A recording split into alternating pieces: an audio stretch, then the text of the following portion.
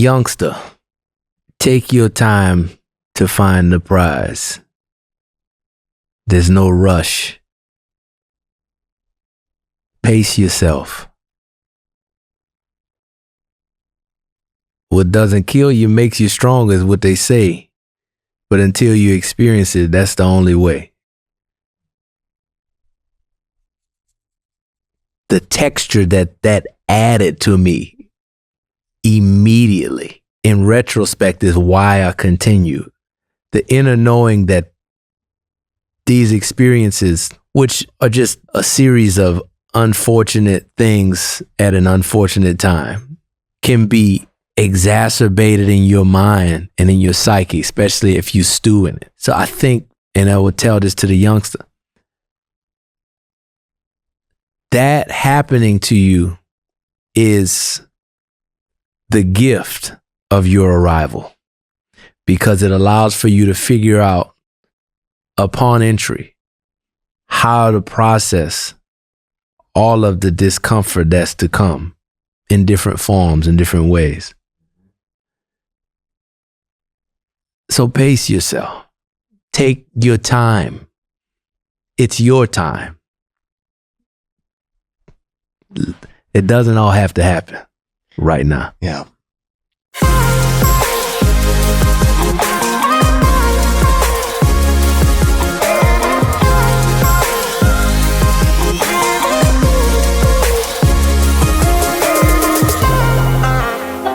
We would go to the farmers markets and you'd see people who were 98, 103, walking around shopping, tending garden, active. They were still engaged. That's absolutely incredible, because all of those things you would think of are mundane and that you were trying to get away from doing. Yeah, exactly. That's what I'm trying to retire from. Yep.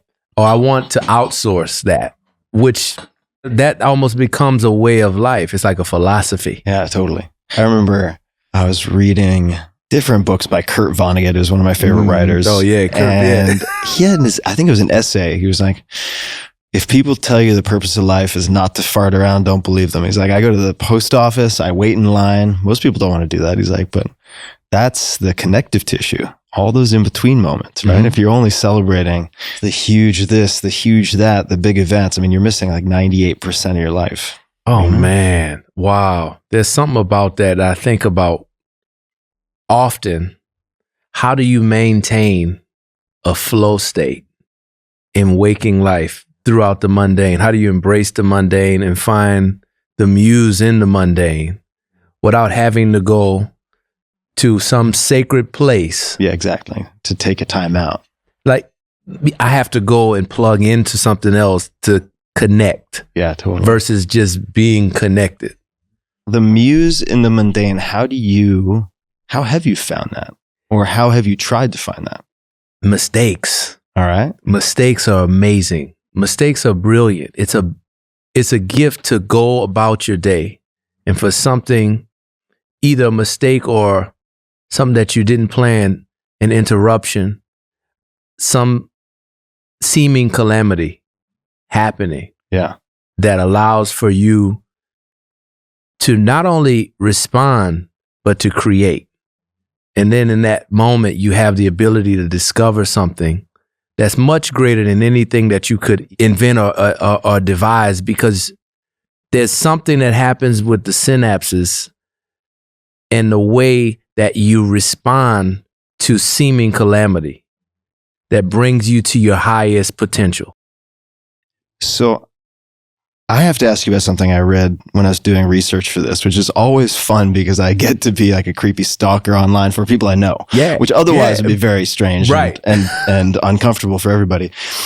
And I was reading this piece from The Guardian, and I want to ask about introspection because you're very reflective, and I admire that. I mean, you seem to have cultivated self-awareness in a lot of what you do.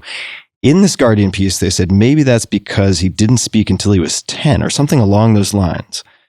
Did you not speak for a lot of your, I guess, childhood, given the framing that they put in the article? Man, you know what's amazing is those years, I don't have so many memories of those years either. And I don't understand why. I've just started to excavate that more and more in the last year, just trying to figure out what was going on, what was the context. And for all intents and purposes, my life has truly been blessed. I've had such a great upbringing, but there was something about being born into the world that felt like I needed to observe before I participated. Felt like I needed to watch what was happening and synthesize what was happening, all the different perspectives, all the different personalities, growing up around a lot of colorful personalities, a lot of sounds and rhythms, a lot of life force energy. Yeah. And a lot of danger. So I think the aspect of being in all of that, meeting my natural state, my innate makeup, it was deeper than introspection. Something that I still have yet to put words to or fully understand in my early years put me in a space where I was observing and gathering, observing and gathering, observing, gathering. And then eventually it became, okay, let me emerge into a new era. Let me try to mold some things. And it started with music. Let me try to mold the world around me. Let me try to shift things and create things and influence things, dare I say. Yeah. Let me try. In little ways, I would start. And then it extended far beyond music. What age would you say that was? Hard to pin down, but. Yeah, exactly. You already peeped it out, Tim. It's like it's around 14 or 15. It was music that allowed for me to have a opportunity to present myself. On stage, you have to present yourself in a way that is amplifying aspects of what's inside. And ultimately, you have a decision to make as a performer to decide how far between who you actually are and who you've created to project on the stage are you? How far in between? How big is the jump, the discrepancy between those two? It's a choice you make. How do you think about it? Because I remember chatting with Andrew Zimmern, TV host, does a lot of different things. And he said, and I'm paraphrasing, but he's like, be very careful about who you are in episode 1, season 1, because you could paint yourself into a corner where you have to be that guy now forever if it's popular. Yeah, exactly. How have you thought about that? I thought about it from first the perspective of how do I get to a point where all that's within me, all these things that I feel, these ideas that I have, this vision becomes a reality. So that took so much stepping outside of my comfort zone. We call it throw yourself in the water. When I was in college, my band and I would go in the subway and we would play for people. We wouldn't ask for money. We wouldn't busk. We would just play concerts for people who weren't expecting a concert, to just get to the point where we were fearless about presenting art and also wanted to change the atmosphere in this community of a train station that has all these people from different walks of life now locked in the train together. So it's a certain aspect of winning them over that we worked on. How do we create harmony in this scenario? And then that extended. Now let's go and strike up a conversation with people that we don't know and talk to them about things that they're going through. And then let's share some things that we don't want to share that we're going through. I have a big question for you. This is related. I think it's related to all of this, and I've wanted to ask you a lot, and Molly's getting excited and stretching over here.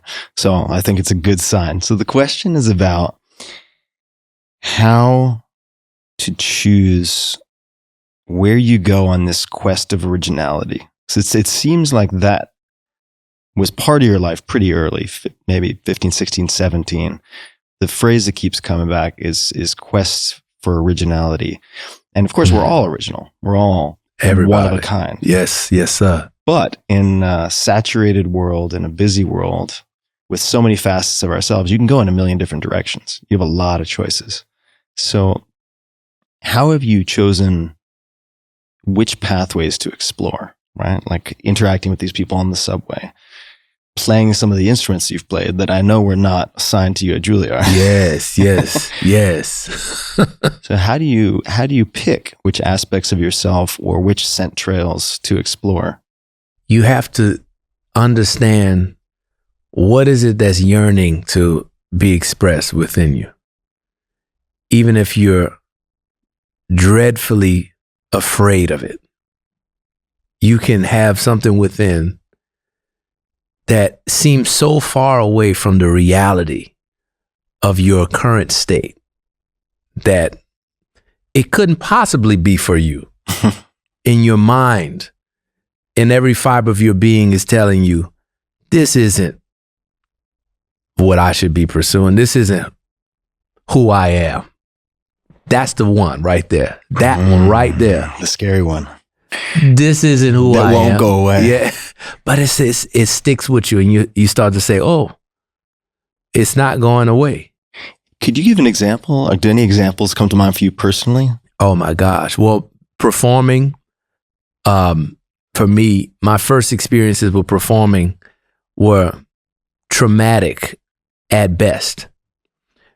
I mean, the level of performance anxiety that I still have is unbelievably paralyzing, to the point that I've developed mantras and different ways of reaching for what's inside, and also just a greater sense of purpose and philosophy that really is a foundation that lifts me to the point of taking the stage and sharing it, because it's bigger than oneself, right? And did you feel that yearning to perform? Was it an image? Was it a feeling? Was that the yearning? That was part of it.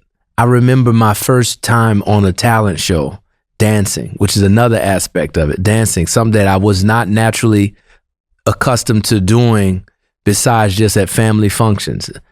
And it wasn't something that came natural to me.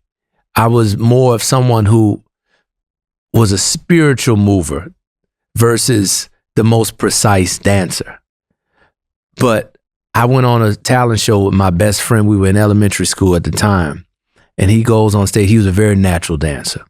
And he convinced me to join him on the talent show stage in front of the entire school, from K through 8.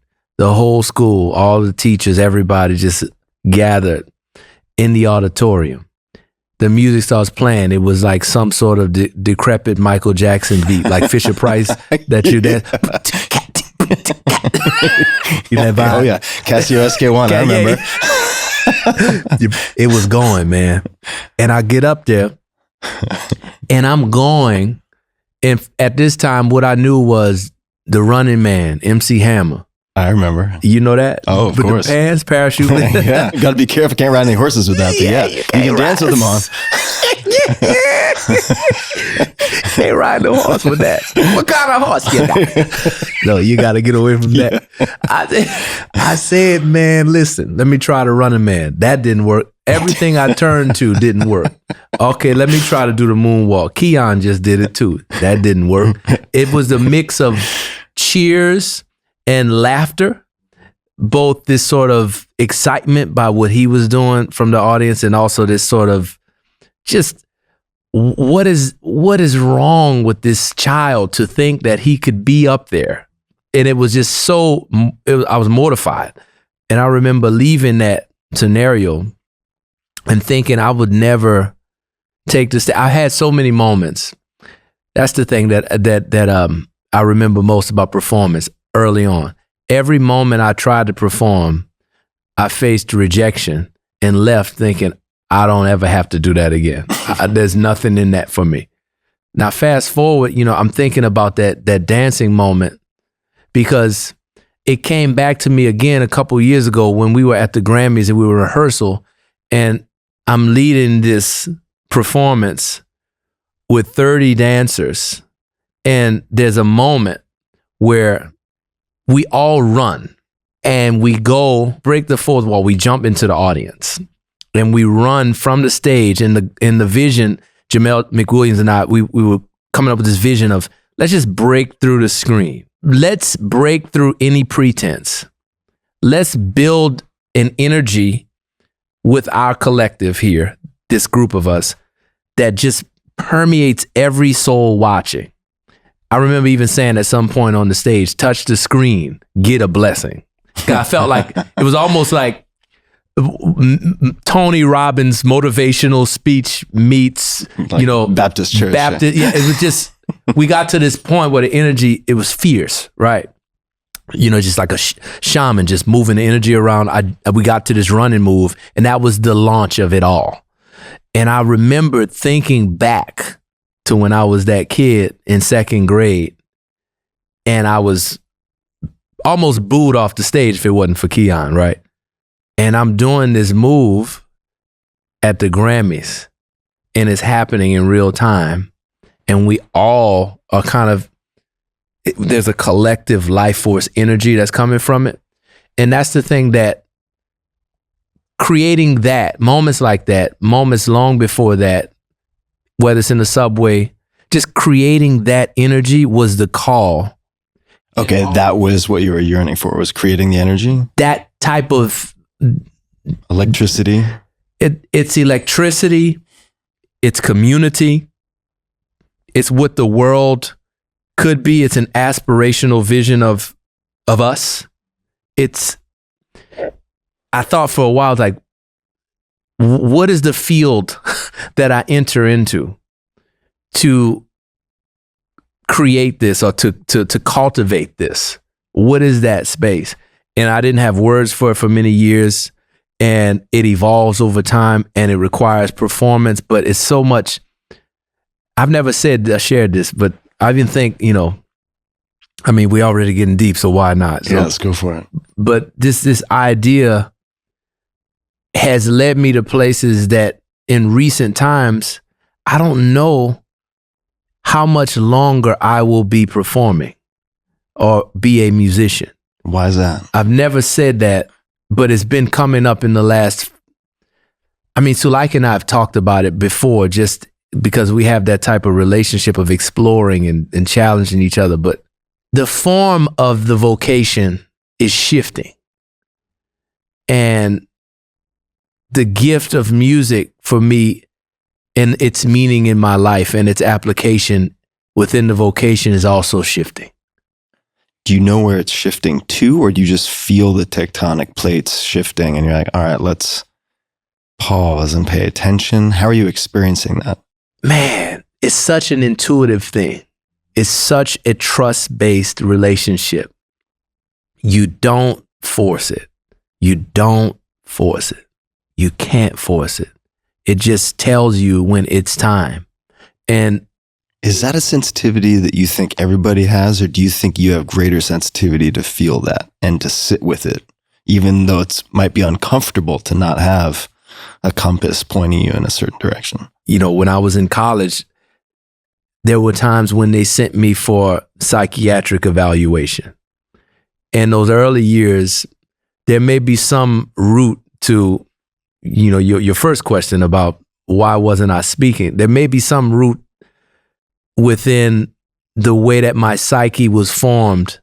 And for me, also the superpower within that's allowed for me to develop a relationship with presence and with being that allows for me to trust and have faith. And also just the natural state of an artist is to have complete faith, unwavering faith in the ability for you to make this thing real that no one sees or can experience yet but you. And you have to do your best with words which fail to describe it, to communicate to collaborators to potentially join the ranks of building this thing. Yeah, I do. I do. I think I don't want to turn this into a confessional on my part, so maybe for another time. No, go for it, man. Well, I do. There are experiences on the maybe far end of the spectrum. You have mystical experiences, which by definition are ineffable, right? They translate very poorly to words. Okay. And then there are these felt senses and these evolved capabilities that also predate language. So it's very difficult, if not impossible, to apply clean prose to describing them. And to that extent, I do think I feel what you're saying. And I'm curious, as these things are taking shape in your body and your mind, these things you feel that are not yet externalized, how much of it is waiting and how much of it is sort of tickling the muse for these original concepts or ideas or impulses? Are there ways that you help yourself to generate or be receptive to new directions and new ideas? You know, I was checking out Alfred Hitchcock the other night. Suspense. If you think about the device of suspense in cinema that he mastered, and you experience that through the things that he created, at least for me, that was something that brought me back to an understanding of the muse, which is this idea that suspense is created when there are stakes and when you don't know what's going to happen on the other side. So you then have to put everything on the line that you believe in, that motivates you, that powers you. You have to put it on the line in order to move toward whatever your desired outcome is in a limited amount of time. And sometimes without enough intel or intellectual processing of the information to even know which direction you want to take it in. You just have the moment. So for me, I love to create these pockets of suspense, these pockets of pressurized creativity or pressurized experience that leads me to discovery, that it pushes me forward. And I think about things that are not music, like cinema, or, you know, there's so many things that are not connected to the actual craft that I draw from much, much, much more than actually thinking about the inspiration of music and the fruit of the craft itself. If we take a closer look at the stakes and the unknown, I'm wondering if I'm hearing you correctly, because I was just a week ago having a conversation with a number of friends, having dinner, drinks, and I posed a question, which was, what do you do when you get stuck or you're feeling stuck? Mm-hmm. You want to push yourself in a new direction. And there were a lot of different answers, but there was one common thread, which was, in effect, I need to book the theater, so I write the play. A feeling of getting in over your head where you commit to something and then you figure out what that thing is going to be. But now you have something like on the schedule, people are involved, and then you're in the dark groping around and you kind of figure it out. And I'm wondering if you apply some version of that in your own life, if that's what, in a sense, you mean by like stakes and moving into the unknown, or if it takes other forms. That was the gateway drug. But what happens for me at this point is the zoom out. And the zoom out is this perspective on all things, time, the perspective of your lineage, the understanding of your lifespan, all these things that require you to zoom out to really assess and feel in your marrow to grasp. And it makes those commitments feel minor to me, even if they're attached to some monetary outcome or some consequence that is deemed dangerous, and our metrics on these things almost become so irrelevant to me that it requires me to have another motivation in order to really reach the thing that is most impactful and most resonant within. What kind of motivation motivates you these days? So when you have the zoom out, when I come back to the creative process, it almost has to be the opposite of what it used to be, which is, let me put myself in a position, throw myself in the water and figure out how I'm going to evolve and do something. Then it eventually went to, how do I bridge this into a whole nother craft? How do I create, that's why I love the idea of what we call genres, which are just silos that promote ignorance. But that's fun for me. That's not based on a truth. So the zoom out helps you to assess all the truths, the laws. This is what is, right? And then the motivation has to come in the opposite way of force. It has to come almost like a dream comes to you in the night. You can't do anything about your dreams per se, but feed the dream machine. You can't generate the opportunity for you to have a certain dream. You can perhaps interact with your dream once it arrives, and it's so ephemeral. Even remembering your dreams oftentimes can be difficult depending on what space you are in your life. It makes everything that happens delicate, and it makes everything that I commit to in some ways very tenuous when it comes to the mammoth mechanics of our industry. And I'm getting to a point, which is a part of the realization, where perhaps there's not a context within the industry and the mechanics therein that, as they exist today, that I can find true inspiration from. There's a constellation of inspiration that crosses so many spectrums of society, and I can't access it if I play by these rules. Yeah, if you're in the silo playing by the laws in quotation marks, right? And the zoom, exactly. And the zoom out gives you such a perspective on that it makes you fiercely prepared for when the dream comes, because then you'll embrace it because it's your top priority. It's the chief motivation, but you can't make it come. Yeah, but you're primed to receive it when it shows up. You're ready. And for me, so when I don't have inspiration or I have a block, I do nothing. I live.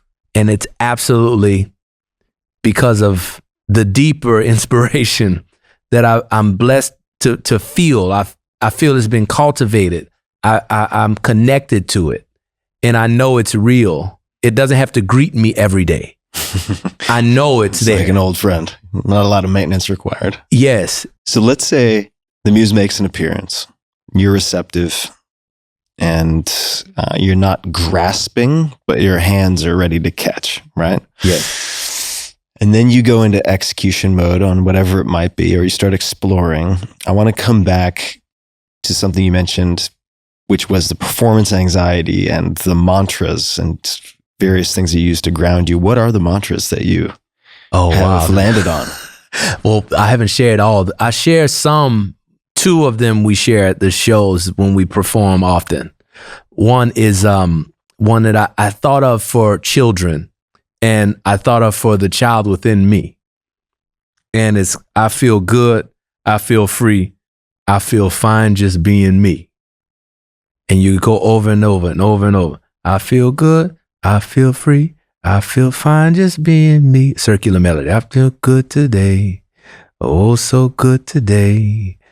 I feel good, I feel free, I feel fine. 1, 2, 3, bum bum bum, bum bum bum, bum bum bum. So everybody sings along automatically. Everybody steps. I've seen it because I was in Moody Theater in Austin, watching this just extend into the audience. Yes, it's amazing to watch. Oh man, amazing to experience and participate in too. That was such a great feeling seeing you there. Just because I understand you get it on so many levels. You really understand. It's such a spiritual practice. It's not so much about me showing up and playing instruments or, look at how great the band, look at this dance, look at the more and more. And it always has been, but more and more. How do we continue to refine this spiritual practice, this ritual of community, of sharing, of artistry? And what are we pointed at? What do we focus this life force energy at next? So those mantras for me are if you don't live it and it's not a part of you, it's not going to come out of the instrument. What we play is life. What we create is life. The quality of the human being, the quality of the vessel, even a broken vessel, which is oftentimes the most effective, the most relatable, the most universal. But there has to be that space in you that you've saved that is the sacred space. It doesn't have to be, of course, there are great ways to cultivate physical world, sacred places and practices, but it has to. So for me, those mantras and my prayers, in that sense of understanding how to always know if that's there. And if it's not there, it might be time to take 6 months, a year, whatever I need to take off so that then I can know that it's there. But right now I'm in a period where it's very strong. So it allows for me to be fearless, which is something that I haven't felt that this strongly in a while. Oh yeah, got to ride the wave then. You know what I mean? Yeah, you got to paddle for the wave. Yeah. What other mantras can you share? Oh man, this is deep. You going in. I'm going in. Tim, I'm going man. in. Scuba gear intact. Tim. Yeah, Because I believe in the power of mantras. Oh, I do. In meditation, in repetition, the ability to, in a sense, end up with like the mind of no mind, to cleanse the palate. I mean, there's so many different ways you can use mantras also, which is why this is as deeply interesting to me. It can be a concentration practice. It can be sort of an erasing practice to regain some equilibrium. There's so many different ways to use repetition. Could be drumming too. It doesn't have to be, could be instrumental. There are so many different ways that you can enter unusual, uncommon states using repetition. So I'm very, very interested in this, which is why I'm asking. Yes. No, for sure. So two of the ones that I not for stage, but just more for crisis that I go to is be still and know, which is from the Bible. Be still and know that I am God. It is this idea that, I'll give you a practice. So be still and know that I am God. Be still and know that I am. Be still and know that I. Be still and know that. Be still and know. Be still. Be. Just this idea, I've sat with that. And each phrase has a different meaning. Even be still and then breath or room tone. There's messages in that space. There's messages in the crevice. So I've done that and sat in that. And it's changed my entire perspective on a crisis or something that I felt perhaps I was wronged, or perhaps there's so many opportunities for us in this life to transmutate darkness into light, or even darkness into perspective. Another one is thy will be done, which is one of surrender. Now, we believe there's a divine power. There's, however you name it, whatever your relationship to it is. We've, for the most part, had an experience that's something beyond explanation. The universe is carrying us in some way. Thy will be done is trusting that there's a divine logic to it all. When there's nothing that you can do, thy will be done. Thy will be done. Thy will be done. Because the belief of this divine logic allows for you to understand that there's a path and you are accounted for in that path. You are accounted for. There's so much that is allowed for you to be. The culmination of so many things has led to you, and there will never be another you. You're the only one. That specificity alone is something that comes to me when I'm in that thy will be done. It's a revelation of so many other things, which is also allowing for the right thing to occur and for me to be accepting of it, versus for me to control it without knowledge of what the true right thing is. So there's so much that you have to cleanse yourself of from believing or from holding on to that's not actually connected to the best outcome. But you can't always know that, especially in crisis. It's very hard to know, right? And so many parables are always like, this happened. Such good news, maybe. Right. Such and such happened. This is terrible, maybe. It just depends on so many things outside of our sphere of knowledge that on so many levels can't be known, right? So when would you be inclined to say to yourself that last mantra? Like when would you apply that in your life? There's so many things that happen to us with our health. As I talk about Suleika a lot. I love her as you know. She's great. Yeah. Had her on the show. Yes. And I also borrow a lot of phrases from her when it is, in particular, this idea of being between two kingdoms, this idea of the kingdom of the well, the kingdom of the sick. And we all exist in this in-between space.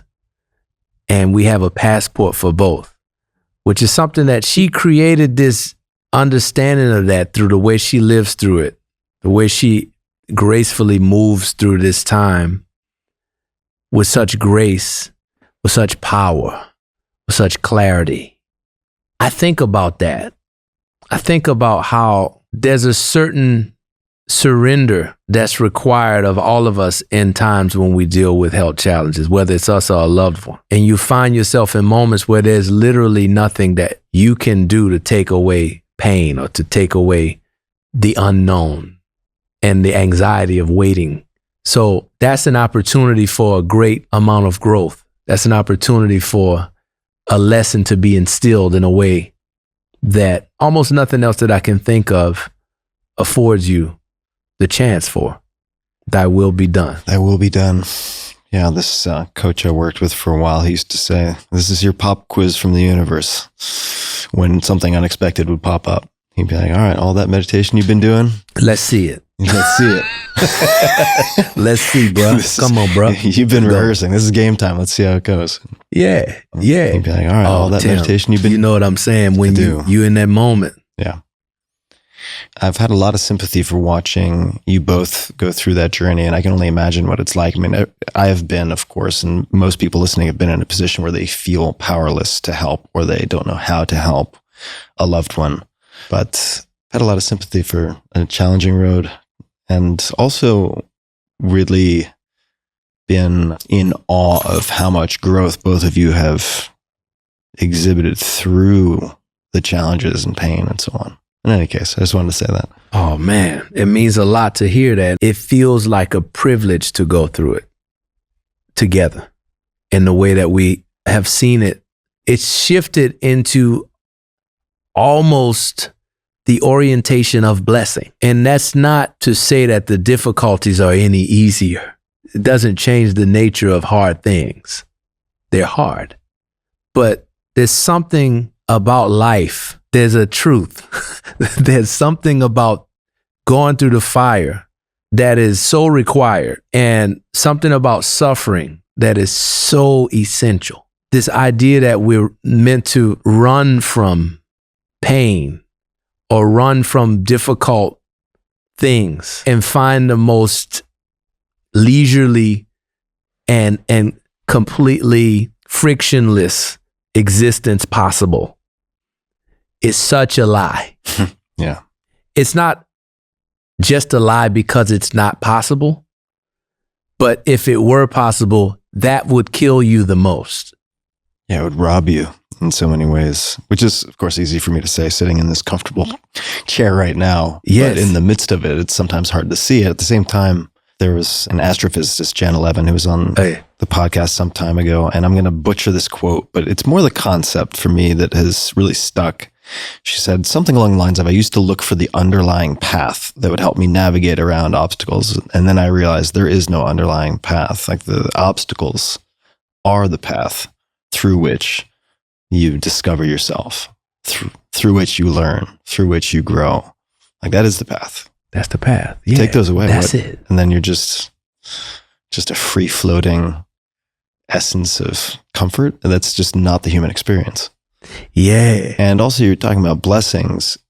So I could imagine even an earlier version of me would say like, oh, come on now. I mean, I suppose that's helpful, but maybe it's delusional and it's overly optimistic, but it's deeper than that. And I think that misses the mark because given a longer time frame, given all the unknowns, it could be a blessing, it could be a curse, but you can't know which it is over time. And it depends a lot on your perspective. So you might as well choose a blessing. That is the more enabling perspective. And since you can't know, it's a coin flip. Choose the side of the coin that is most enabling. It seems to me, at least in the abstract, it's easy to say. You know, taxi runs over my foot. We'll see how I do later today. But well, it's that, and it's also you only will know when you are there. You have to go there to know there. You only know what it can be for you when you're in the fire. Everybody can talk about what they would do yeah. when they are there, right? We can all say, man, if that would have happened to me, I would, slay the dragon. I would, whatever you think you would do, most often is not what you would do. And that's not because you're not who you think you are. It's because there's so many other factors you can't know. And for many things in my life that I think about, the things I've learned the most from are when I've embraced the discomfort and realized what I was made of through it. Let me just sit with that for a second. Yeah. Do you have any favorite failures? Now, I put failures in quotation marks because this is something that at the time seemed crushing or seemed awful that actually in some way set the stage for much bigger or better things later. Do you have any of those types of slips or rejections or failures that come to mind? Wow. I feel like my life is riddled with them. And I also feel like I moved through them fairly quickly. Not cavalier, but there's a sense of understanding it now that I didn't have then. How do you move through them quickly? Why do you think that is? It's because I know they're for my own good. Not that they're all for my own good. I guess the reason is because I don't actually believe that failure exists. It's not that it's necessarily for your own good, but failure doesn't exist. There's opportunity for you to take something from the experience.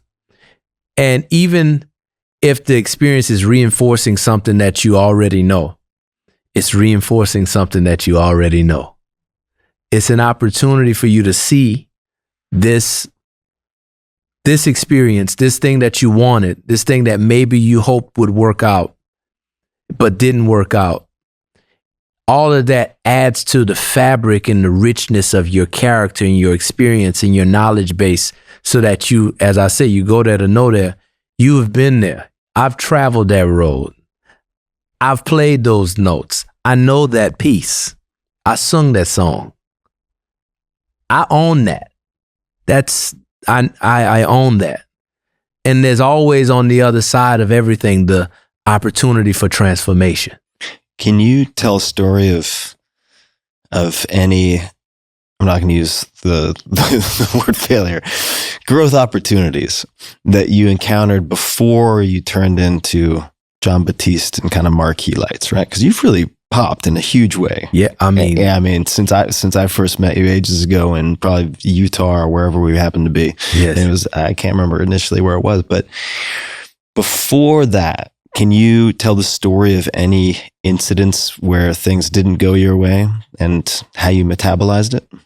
Man, I grew up between Kenner, Louisiana, which is a very old school Southern town, old country, railroad tracks running through the middle of it with canals, provincial southern town just outside of New Orleans. And New Orleans is another planet. And I grew up, as a kid, getting bullied for all types of things, man. When I was in school, I'd get bullied, whether it was, are you okay? Are you with us? Are you slow? Your feet, your nose, your hair, all these aspects of self-esteem that were attacked. So then you go through life in these early years with no real understanding of what you have of value to offer the world, what you have to connect with. So fast forward, you get to a point where you discover music, but it's still something that, amongst my family, I was the youngest and least talented. When I was growing up, I didn't think that I would ever be a performer because there were 30 other people who had that covered.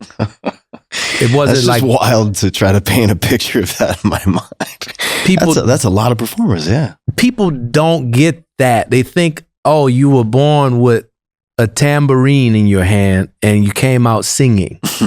This is not the case. There was a glorious awkwardness that was a decade or more before I touched the instrument. I started at 11 years old, late bloomer in the context of everybody around me. Now, there was so many bad gigs, bad performances, and I was known as the kid who would play expressionless.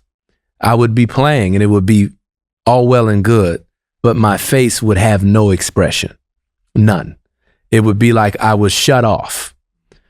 So I get to the point where there's a long period of hours and hours in the practice room and performances between 14 and 17. Where were you at the time? Still in New Orleans. New Orleans. Mm-hmm. Living in Kenner, going back and forth New Orleans, performing at night, going to two schools at once. Just this idea that, you had the art school in that evening, then in the mornings you had an academic school. Still getting bullied. Still also becoming somewhat of a young musical phenom, but not the best one. So there's still not really you don't really know where you fit or where it's all going. And at that point, was piano the sort of key to that phenom perception, or was... It was the piano. That was the thing. That was something that, I'd alternate between playing in clubs, at 14, 15 years old, that I wasn't supposed to be in at night after going to school. And then I would also on the weekends be doing classical piano lessons and piano competitions.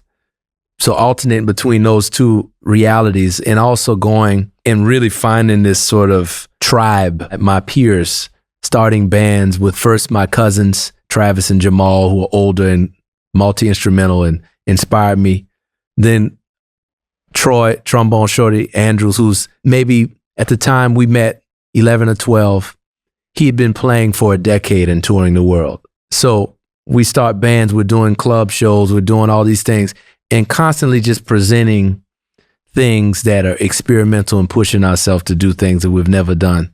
I didn't have a desire or a real push to go into music until I was maybe 17. And I moved to New York on my own. And the first story of failure. Pause you for 1 sec. So, okay, that's a cliffhanger. So first story of failure. Yes. What did the conversation look like when you're informing friends and family that you're going to move to New York? All right, what was the drive behind this? How did that go? And then we're going to get back to the cliffhanger. I felt like there was a great deal of support. My mother is a visionary when it comes to understanding what someone could be. She was the driving force of the piano being the instrument that I focused on at 11 versus, several other things that were in the periphery. I could have chosen the drums. And just in brief, why did she think that was a clutch move? I don't understand how she does it, but she does it. Or she just saw. That's the thing. That's her you thing. have a piano player inside of you. Yes. Even if she didn't see that fully, she saw that the piano is the right direction for you to take in music. Is it because it's the option that opens up the most options, or is there more to it? I don't know if she had a vision. She mentioned sometimes that there's a sophistication to the piano that she was attracted to, that felt like it was the instrument for someone who is going to apply all of their forces and all of their abilities. It's a conductor's instrument. It's the maestro's instrument. So I know that that was a part of her thinking. It's the thing that's going to allow for you to be as highbrow or as lowbrow as you want. A very prescient, incredibly powerful, Deeply. directing, right? Because when I look at what you're capable of doing, part of the reason it seems to me that you're able to harness this broad spectrum of options is because you have that highbrow card to pull out. And if people want to nitpick or they want to do this and this, you're like, all right, let me just sit down for a second. And then they're like, okay, I take it back. Yeah. Which buys you permission to do a really wide range of things. Yes. Yeah. Yes. That is her thing. She's very clairvoyant. You know, it's also a leadership quality she has. You know, she was environmentalist before it was the in vogue thing to do for many years. You know, she would at a different time, not having been born in the South, a black woman like her would be a CEO of a company. It's a different thing that she has. It's significant to think about now in retrospect, all the decisions that she made, which eventually led to New York. I mean, led to me graduating high school a year early, moving to New York as a minor at 17, and her supporting that. My dad also supporting that as a musical mentor, my first musical mentor. He was the one who was like, okay, New York is what cats really play, bruh. You going, you know, in New Orleans, we play. And then there's like a legit thing with, you know, the cats in New York. They're a little stiff, but you'll learn a lot. So he supported that too from a different angle, right? And so I went up there and he's like, you know, if you can make it in there, you have a lot to come back with. The vision was never, oh, you'll go there and stay. Stay there. You dig? I do. You were saying your first failure. So you get to New York. What happens? It's a disaster. Man, listen. Molly's like, I'm listening. You dig? I went to New York and within the first week, I'm in the subway traveling around and I pass out on the platform. Pass out on the platform? Yeah, as I'm out. And I'm like, what's going on? What's happening here? This doesn't happen a lot. I pay attention to this. Molly's sitting right next to you. Hello, Molly. It's my external nervous system. Hey. So you pass out on the platform. Yes. That sounds dangerous. Yeah, very dangerous. Luckily, there was some friends there who could catch me and take me to, which at this time it was, I think it was Roosevelt, the ER, the one that's right next to Lincoln Center. We went there. I'm there. They say, oh, you're exhausted. And maybe you're having some migraines or something. They give me Tylenol, tell me to go away.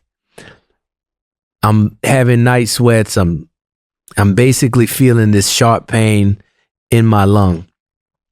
And then I start to pass out again. I feel this intensity.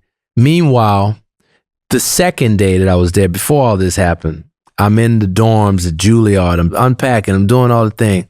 The bunk is up.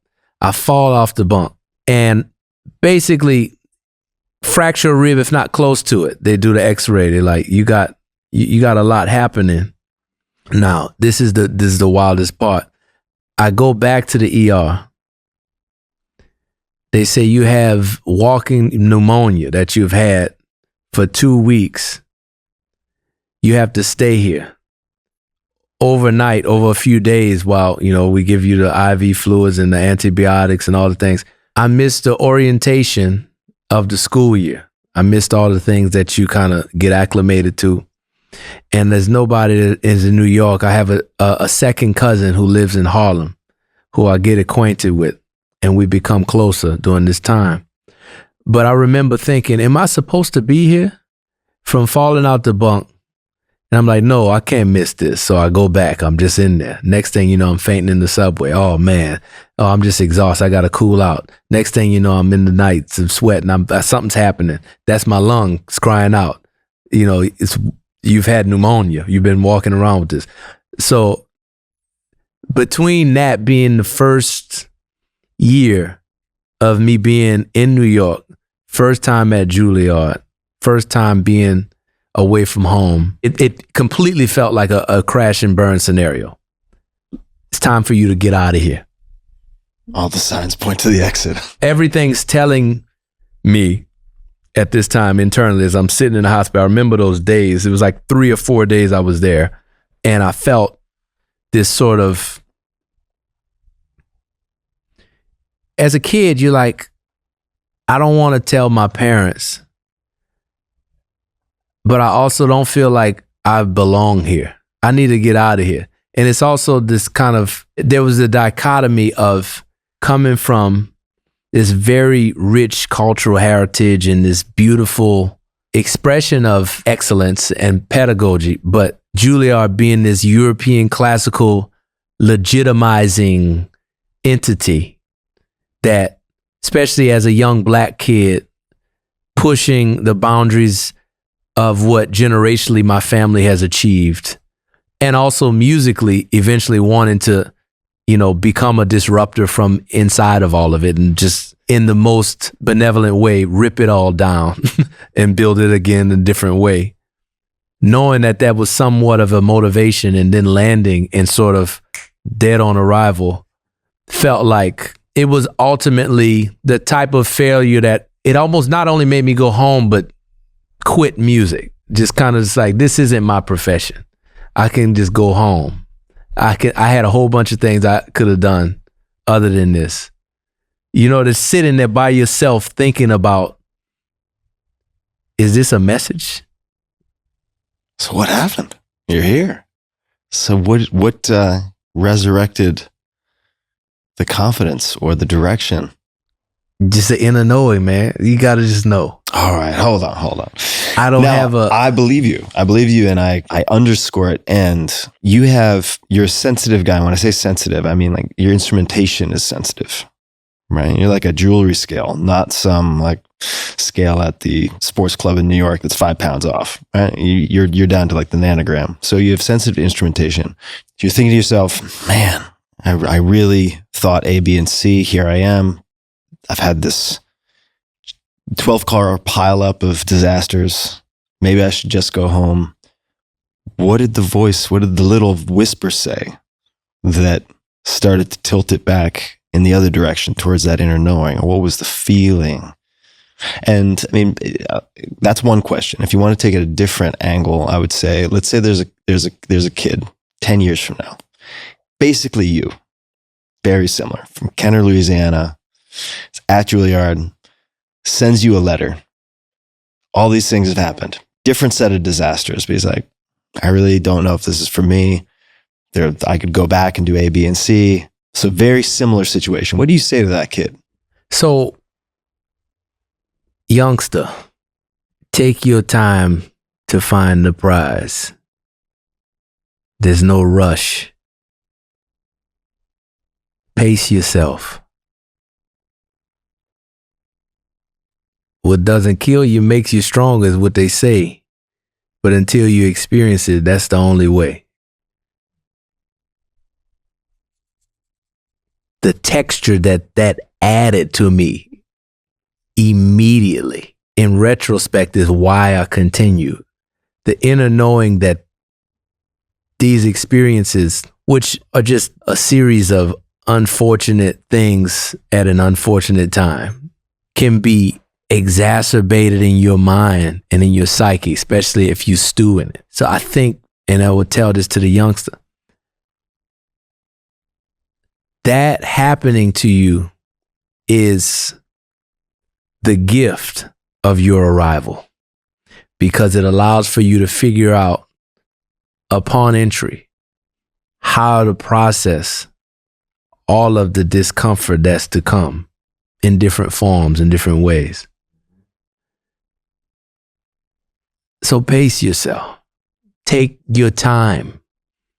It's your time.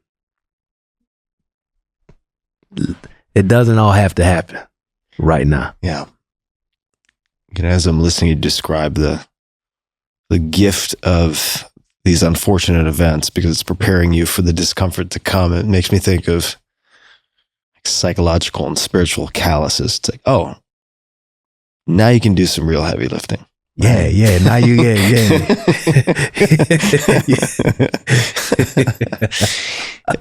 That's right. So the sensitivities, I want to double click on again just for a second, because personally, and I've seen this in friends, busy, go, 100 miles an hour, trying to do everything all at once. And that hasn't been me forever, but there have been periods of time when I'm like that. And when I'm in that gear, I wouldn't say, if someone were to ask me, do you feel a deep sense of inner knowing about where you're going to be a year or two from now, where you want to be? I'd say no. However, if I slow down a bit, if I declutter my mind a bit, not necessarily watching paint dry, but I create the space, whether it's through meditating, whether it's through exercise of a certain type, like I just did archery before I came here, which clears my mind really well, then the volume of the competing voices in my head has been lowered enough that I can hear things, right? And I'm wondering if you have ways to do that for yourself, or if the signal is just so strong you don't need to do that. But I mean, you have a lot of projects and commitments, and I'm sure you have a million opportunities presented to you. When things get noisy, how do you help yourself to hear the inner feelings and voice and so on, so that it doesn't get drowned out? Whew. Man, Tim, we have to own what's been entrusted to us to own. We really have so much that is divinely bestowed upon us. And you wake up every day as a steward of it all. And then you get up and you have a choice. Do I pick up my phone? Do I give my mainframe away to some other thoughts or ideas or visions or distraction, if you want to even call it that? It's a choice, whatever. I don't really. How did I set that intention prior to laying down to rest? What am I feeding into my psyche? What am I watching? The eye gate. What am I listening to? That's why I make music a certain way, because I know that for some, that's going to be a fueling prerequisite for them. It's going to be they're going to fertile ground. Yes, something powerful is going to emerge from that. So for me, it's like owning a car. You have this thing and it's on lease. And to me, that's it. I don't try to hear, as I was saying before, it's like a dream. If it comes, I don't rely on that to be the thing. And I have ways, like for you, archery connects you or primes you to be connected. I've strayed away from the desire to have this mystical encounter at every turn in order to prove the existence of be still and know. It's just funny how that's come. When you evoke these mantras, I'm telling you, man. But so that's not a real thing. That's not a real need for me in order to own what I've been given. Now, to own what I've been given also, when it comes to how to be primed to hear and to receive the download, it's found in the mundane things and also the basic things. Do you drink enough water? Do you get enough sleep? Do you fill your heart with love when you can? Do you fill your mind with good things? Not even just things that are of good report. Of course, it's great, but also information that will empower you with what you have. For me, I've studied music as an empowering force for what I have. I've studied many things, music being chief among them. That's going to ignite me based on what I've been given. What ignites you? How do you surround yourself with all of that? And then this is the real, okay, now we have a sense of that to some degree. We have a lot of experts in that to some level. The flip is, how do you cultivate giving it all away, all the time? How do you give it? The measure of your greatness is the measure of your generosity. How do you give it? Okay. How do you think about that? How can you give it? Now, this is sharing the thing that you have on lease, this thing you've been endowed with. That's hard.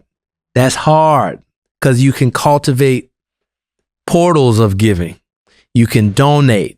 You can give your time, which is the highest level of giving in terms of intentionally giving of your time is the highest level that you can go. But can you give of your time and your resources and your energy in a way that's not regulated by a portal or something that you set up in advance? Can you live in a posture of giving? Can you create a generous temple within?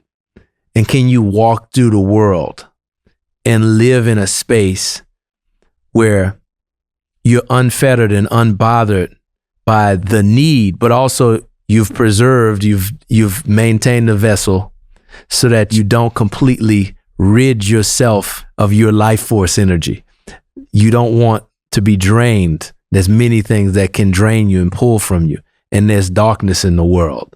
So then the discernment comes with this sort of awareness. And there's spaces in time when I'm much, much more aligned with that. And it's so clear. And so many moments of the deepest, most lasting impact and inspiration have happened when I'm in that space.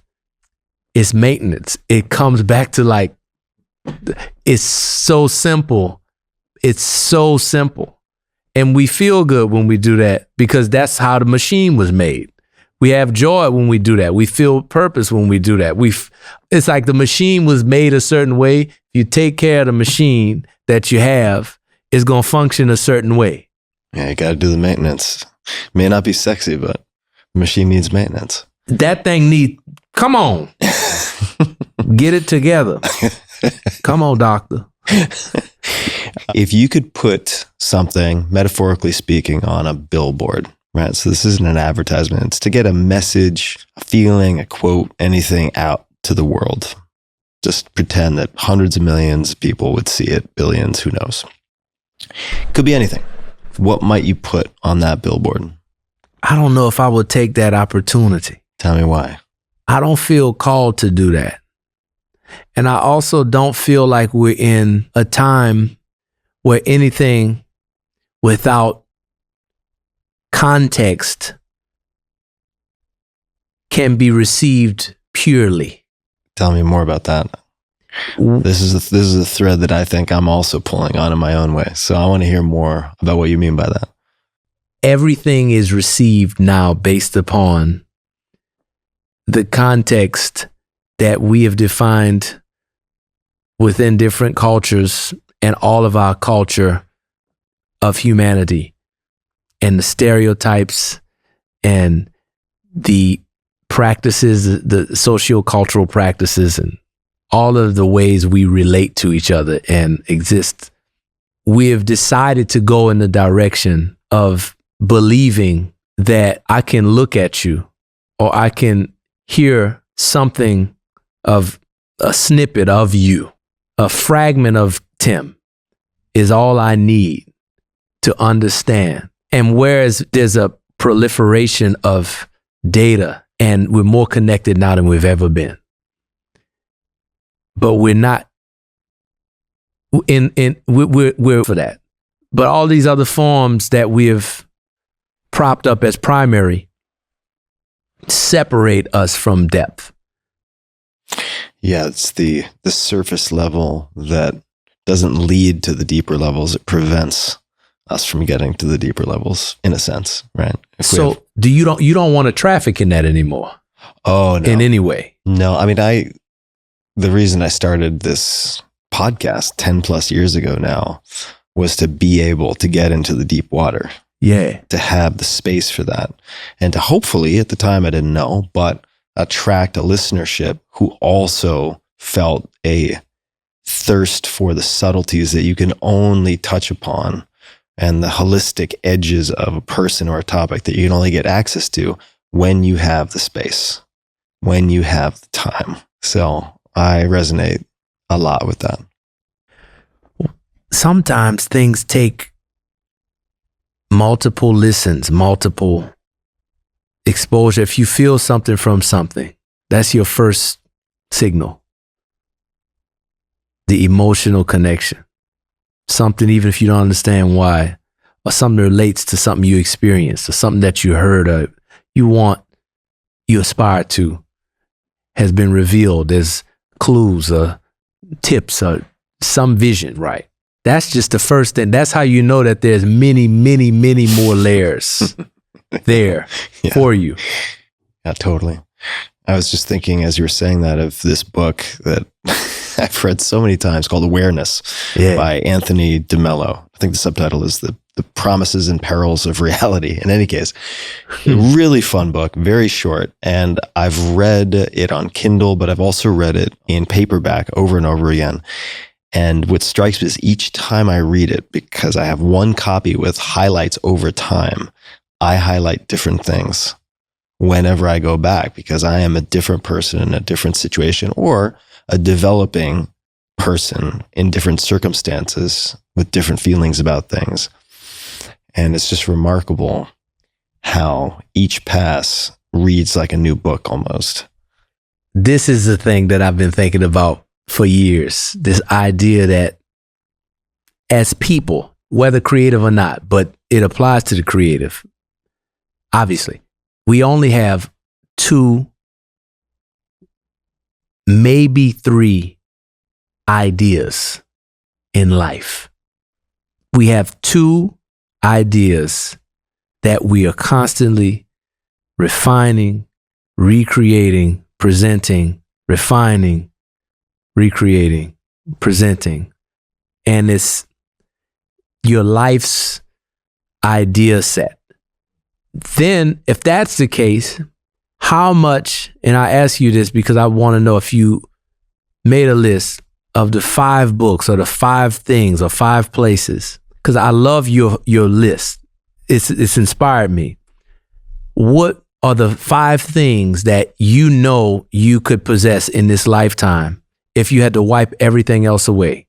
And the only knowledge and the only inspiration, only experience, the only everything that you could draw from were of this 5.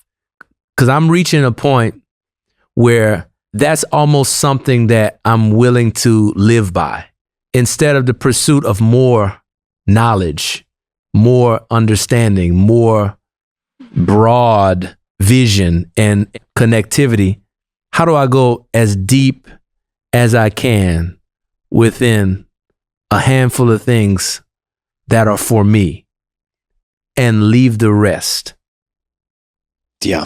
Which is a radical, like, so for you, if you were to play that game, what are the 5 things? Maybe you should have a podcast. Maybe that's your next thing. Man. I will give it a shot. And then I want to ask you the same thing, because what's a cool twist on the question is it's not just books, documentaries, people, but experiences or beliefs. They could be in the list. Then it gets really interesting. It's right? Yes. Then it gets super interesting because you can't outsource it. No. Now you have to own it. So for me, I was thinking as you were talking, and this is rough draft, right? Of course. I totally get it. It's rough it's draft. Changing every other Might day. be a lot of red ink at some point. But what comes to mind for me was, number 1, everything's going to be okay. Right? I think from a very young age, I've just been hyper vigilant, had a lot of bad things happen to me as a kid. So my system has always been oriented towards things are not okay and they are not going to be okay. So you have to be constantly scanning your environment, scanning people for threats, etc. So number one would just be everything's going to be okay. Mm-hmm. Number two would be it's all about relationships. The relationships are what matter, right? Friends, family, that's it. That's it. And also your relationship with yourself. But honestly, I feel like I best develop myself in relationship, right? So I pay attention to the question of, do I like the version of myself that I am when I'm with this person, right? So the relationships being everything.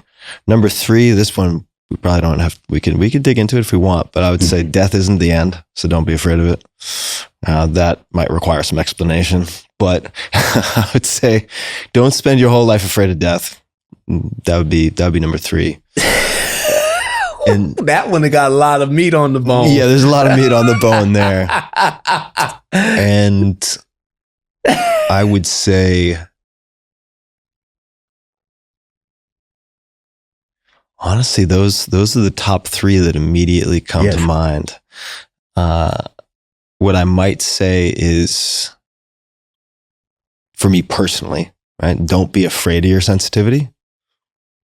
Like it can be hard, but it's a gift, right? Just the instrumentation, like my sight, my hearing, it's all very, very, very sensitive. So being in a place like New York City can be completely overwhelming. Being at a dinner party with 8 people can be really overwhelming. So interestingly, so I very rarely go to concerts, but when I attended your event, it resonated differently because it wasn't unidirectional.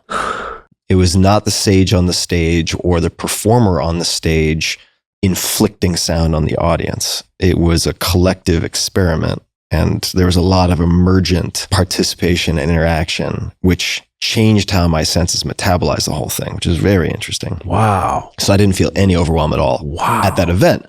But on a pure decibel level, it wasn't overwhelming, but you're in a concert, right? Yes. And it's a cozy venue. Right. Yeah. It's like, oh. You feel it. Yeah.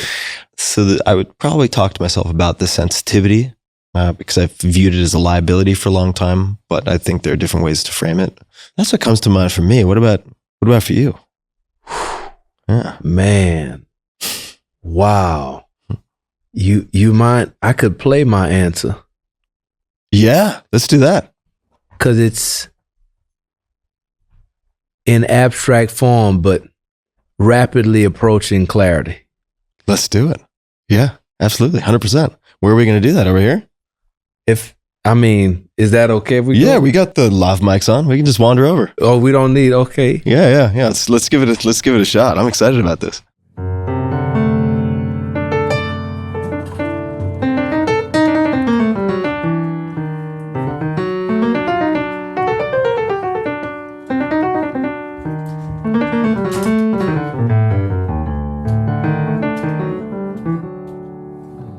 So see,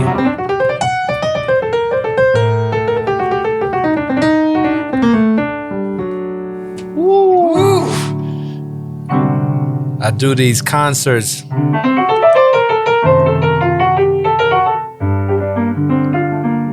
where I call them streams. It's like stream of consciousness, completely improvised, spontaneous composition, right? I'll sit at the piano and without any sheet music or any preparation, I will play 90 minutes, 2 hours. And it really invites the audience to feel this wave. It's like it's akin to a collective chant. And we're in spaces that we're discovering together. So when I was saying I wanted to answer at the piano, I was just gonna stream for a minute.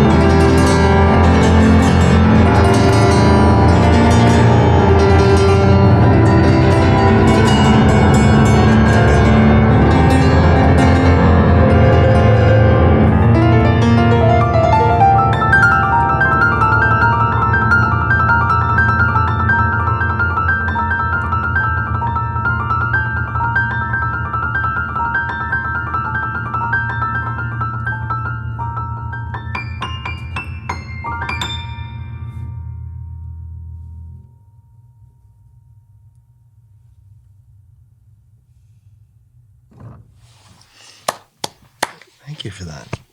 Thank you, Tim. That's beautiful, man. Beautiful to be with you, share. Oh, likewise. Yeah. I like your answer. Yeah. So what does that feel like to you, to do that? What is the felt sense? Feels like you are traveling, you're moving, and your hand is telling you, this is what I want to play. And as you play it, you're seeing all of the colors and you're hearing the sound that it starts to tell you, now I want to go here. And then sometimes it's telling you things that you don't know, you're not familiar, but it's going there anyway. And that's the biggest difference, because it's telling you something you haven't practiced. You don't know if you can actually play. You don't know if you actually will make it. Why do you think it takes you there? It's the truest expression. The moment calls for what it calls for, and you can't really dictate what the moment calls for based on your preparation. Yeah, or your preference. Your preference is, it's because it's your preference, it's probably not true. Yeah, that makes sense to me. So it truly is music that is channeled from, it's channeled to you for everyone in that moment, never to happen again.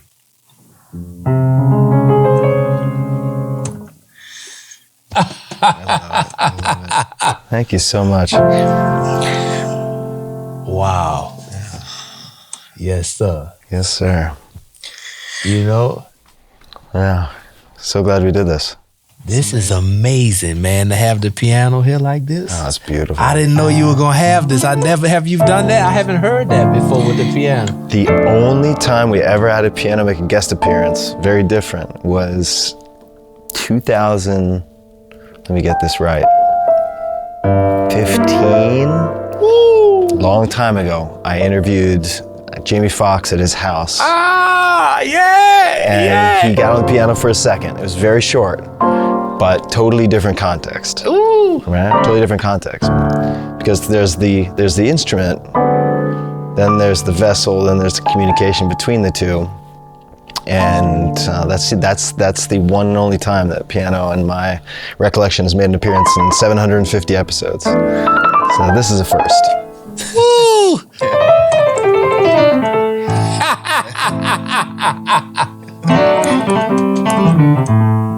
Man, that's amazing. Yeah, it's incredible. So I have to ask you, because I number one, I'm excited about it. We can do it here. I don't need to sit down. But Beethoven Blues. Oh yeah. Beethoven Blues. Yeah, the So blues. I am excited about this. Yes, it's gonna be amazing. Especially after our conversation, even more so. Wow. And after spending a little more time hanging out, it's been a minute. Yeah. Because now I'm thinking about the music as something that I can ingest, something that I can let feed me. Yes. Inspire in the sense of breathing in. Mm-hmm. That's right. Could you say a bit more about how that came to be? You know, the idea is something that I feel uniquely positioned to do, is hearing Beethoven's music and not just playing it as it says, on the score, but being in conversation with Beethoven and extending his music. So as we talked about, the idea of streams, this sort of spontaneous composition, if you were to take Beethoven's music and exist within the music as if you were co-composing it with him and adding all these elements that all of which existed after his time on earth. So you have things like flamenco music or gospel music, soul Flamenco. music, jazz music. and blues primarily, which to me is the not just musical innovation of the 20th century, but an innovation of human expression and spirituality. Could you say a little bit more about that? Because I listen to blues. Yes. But I want to understand why you feel that way about it. And it's not that I disagree, but I want to understand the magnitude of what you're saying. Yes, yes. Blues is a form of music. It's also a form. It's a 12-bar form. It's a sound. It's a style. It's an inflection. You can sound like the blues without playing the blues. If you moan or you cry, the instrument wails.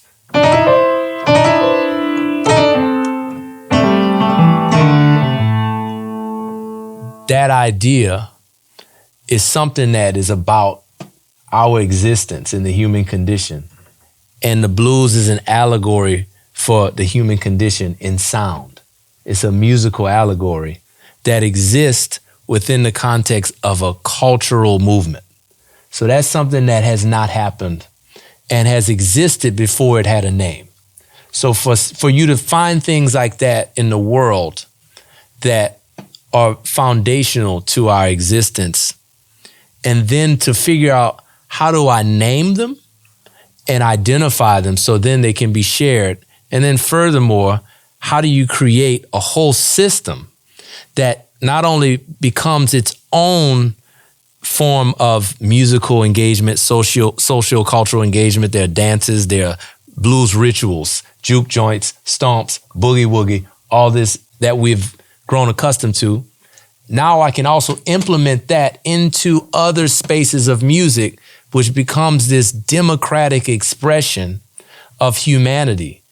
So what I started to think about with the blues is there are forms of music that express that aspect of the human condition and that pathos, but didn't have all of the language that we have to acutely express it and also include the range of cultural diasporic reality that has existed since. Mm-hmm. So now we can take that and inject these other forms of music, these other expressions with something that's so profound and so deep and so rooted, so human. It's an opportunity. It's an amazing, it's opportunity of a lifetime for an artist. And the blues provides that. Now, the one other thing in the technical realm, the blues is simple and it's complex.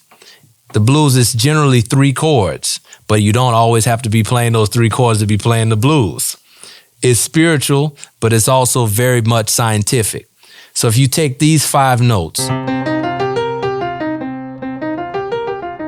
that's the pentatonic scale. That's the sound of the blues. The pentatonic scale, though, in this form has existed in music since the beginning. Gregorian chants, indigenous folk music, music of drum circles in West Africa, in Ghana, all the different sounds of Appalachia. Eastern music, you've heard this sound.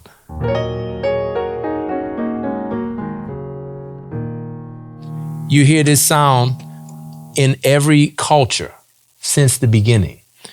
Now, if you add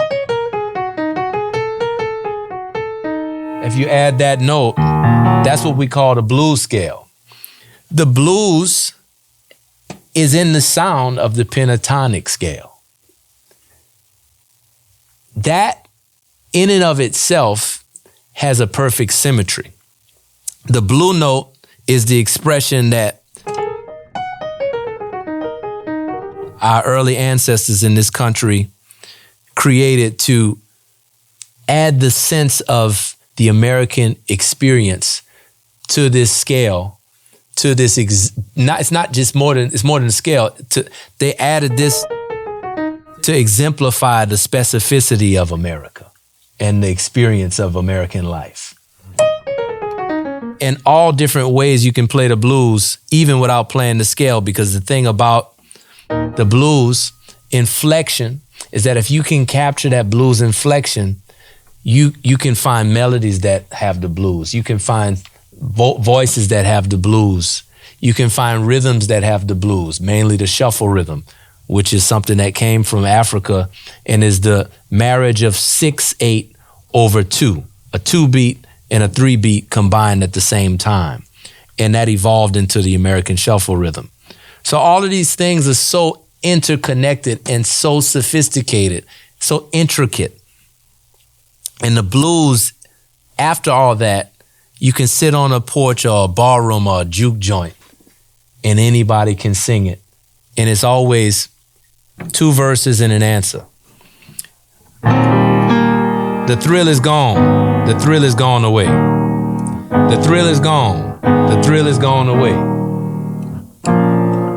Finish it for me.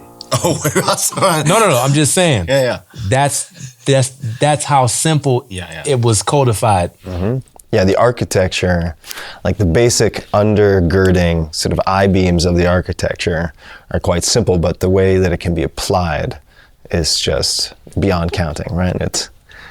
It's the thing that existed in the air and the thing that we've all felt within.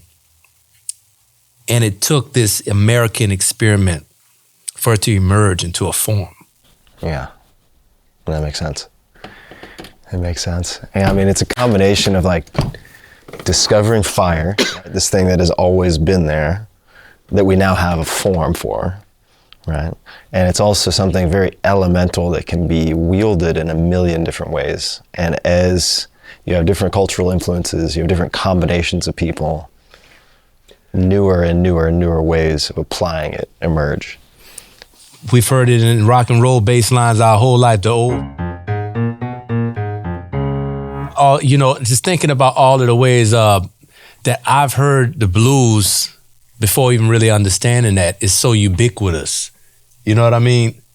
I'm thinking we here in Jimi Hendrix studio. That's the pentatonic scale.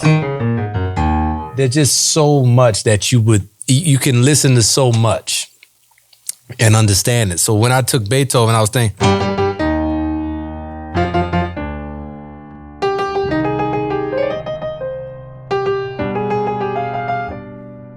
if you put that on it.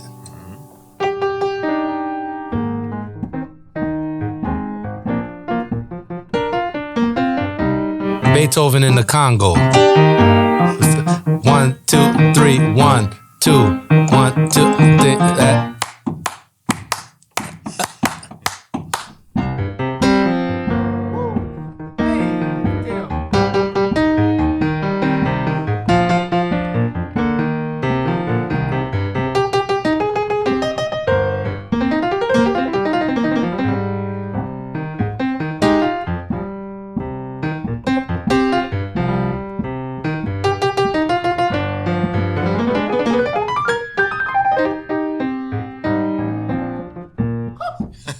So, you know what I mean? I do. And then you find the blues and stuff.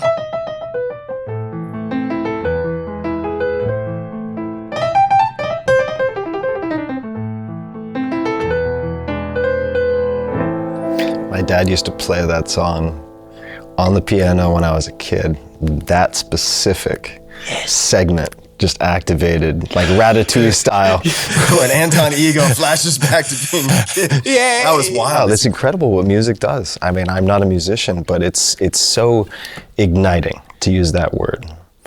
It's just, it's an incredible key that unlocks. These songs too are so deeply connected to us.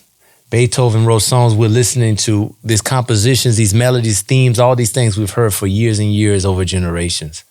So it ignites people's love, not just for music, but brings them back to moments in their life, experiences in their life. And that's what this album, this music is generally about, the concept of Beethoven Blues, but also about the humanity that it will bring people together, bring somebody back to the instrument who stepped away for many years, or kids who are growing up who maybe I don't see myself in classical music, but now I see, I see something that was always there, like the blues can bring it out, but it just hadn't been presented to me in that way. Mm-hmm.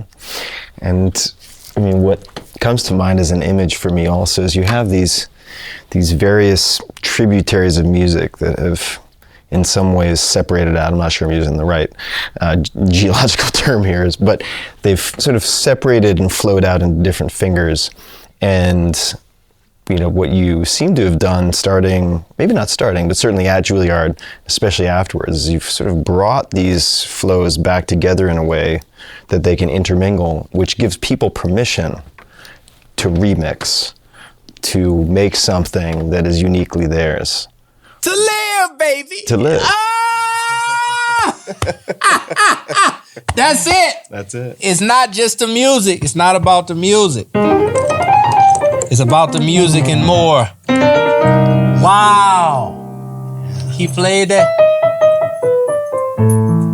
I like doing these harmonies. Like, imagine if there's a version on the album that goes for 20 minutes and it makes this into it's this healing trance. It's like a meditation.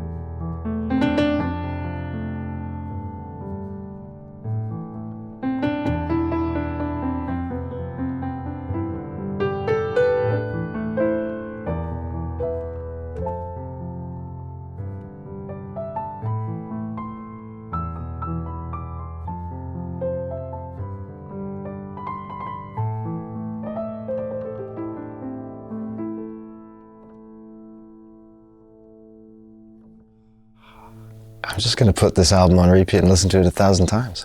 Oh, man. I mean, 20 minutes of that, I mean, that feels like taking the hypotenuse to catharsis. You know? Yes. Yeah. That's it. That's the idea. Yeah. Wow. I feel very privileged to even watch you do that. Brother, thank you. I'm grateful for you building this space and allowing for folks to come in and share who they are and what they have to offer. And then it becoming this feedback loop of us all growing, of us all learning and growing together. That's you, man. Thank you for that. That's powerful stuff. Thank you. I love doing it. How did this end up being a job? Crazy. Hey, man. Blessing of life, right? Jon Batiste, jonbatiste.com. Beethoven Blues, go get it, everybody. Yeah. Good to see you, man. Yes, brother. We all the way in there. Yeah.